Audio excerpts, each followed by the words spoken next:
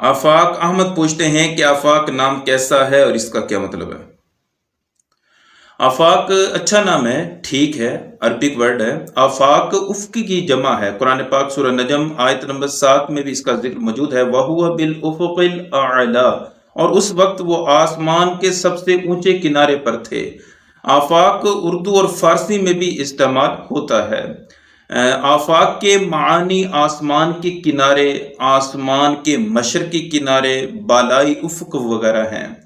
उर्दू में आफाक के मानी दुनिया के भी हैं और कायनात के भी हैं और सारा आलम वगैरह। तो कुल मिला के ये नाम मानी के एतबार से ठीक है, कोई कराहत नहीं है ये नाम रखने में। बल्कि एक कलाम का शेर मुझे याद आ गया कि आफाक के हर हर गोशे में कुरान सुना कर दम लेना, अब रुकना नहीं, अब थमना नहीं।